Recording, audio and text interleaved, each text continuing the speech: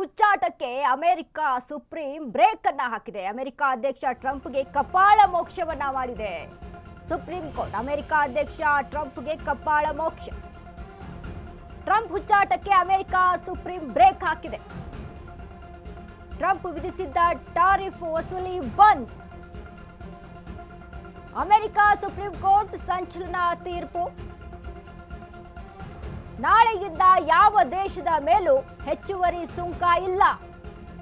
ಅಮೆರಿಕದ customs and border protection ಘೋಷಣೆಯನ್ನ ಮಾಡಿದೆ. ಭಾರತ ಸೇರಿ 10 ಹಲವು ದೇಶಗಳಿಗೆ ಬಿಗ್ ರಿಲೀಫ್ ಸಿಕ್ಕಿರುವಂತದ್ದು. ಆದ್ರೆ ಸುಪ್ರೀಂ ಆದೇಶಕ್ಕೆ ಡೋಂಟ್ ಕೇರ್ ಎಂದಿರುವಂತಹ ಟ್ರಂಪ್, ಟ್ಯಾರಿಫ್ ವಿಧಿಸಿಯೇ ಸಿದ್ಧ ಎಂದು ಘೋಷಿಸಿರುವಂತಹ ಟ್ರಂಪ್ ಕುತೂಹಲ ಮೂಡಿಸಿದೆ ಟ್ರಂಪ್ನ ಮುಂದಿನ ನಡೆ.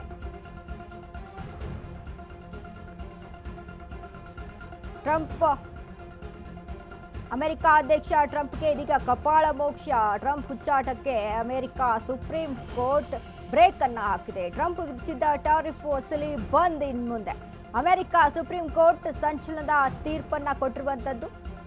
ಆದ್ರೆ ಇದಕ್ಕೆ ಟ್ರಂಪ್ ಒಪ್ಕೊಳ್ತಾರಾ?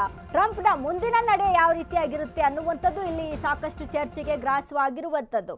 ಯಾಕಂದ್ರೆ ಈಗಾಗಲೇ ಟ್ರಂಪ್ ವಿಚಾರಕ್ಕೆ ನಾವು ಮಾತನಾಡೋದಾದ್ರೆ ಕಳೆದ ಬಾರಿ ನಾವು ಗಮನಿಸಿದ್ವಿ, ಈಗಷ್ಟೇ ಏನು ಭಾರತದ ಮೇಲೂ ಸಹಿತ 50% ಟ್ಯಾಕ್ಸ್ ಅಲ್ಲಿ ಬಿದ್ದಿತ್ತು. ಸೊ ಅದಾದ್ಮೇಲೆ ಈಗ 18%ಗೆ ಟ್ಯಾಕ್ಸ್ ಅನ್ನ ಅಲ್ಲಿ ಇಳಿಕೆ ಮಾಡಿರ್ತಾರೆ. ಕೆಲವೊಂದು ಗೂಡ್ಸ್ ವಿಚಾರಕ್ಕೆ ಆಗಿರ್ಬೋದು, ಅಲ್ಲಿ ಎಕ್ಸ್ಪೋರ್ಟ್ ವಿಚಾರದ ಸಂಬಂಧಪಟ್ಟಂತೆ ಆಗಿರ್ಬೋದು. ಆದ್ರೆ ಇದೆಲ್ಲವೂ ಕೂಡ ತಮ್ಮ ಮನ ಬಂದಂತೆ ಈ ಒಂದು ಟಾರಿಫ್ ವಸೂಲಿಯನ್ನ ಅಲ್ಲಿ ಹಾಕ್ತಾರೆ ಅನ್ನುವಂತಹ ವಿಚಾರಕ್ಕೆ ಸಂಬಂಧಪಟ್ಟಂತೆ ಅವರದ್ದು ಅಮೆರಿಕಾದ ಸುಪ್ರೀಂ ಕೋರ್ಟ್ ಇದಕ್ಕೆ ಬ್ರೇಕ್ ಅನ್ನ ಹಾಕಿದೆ.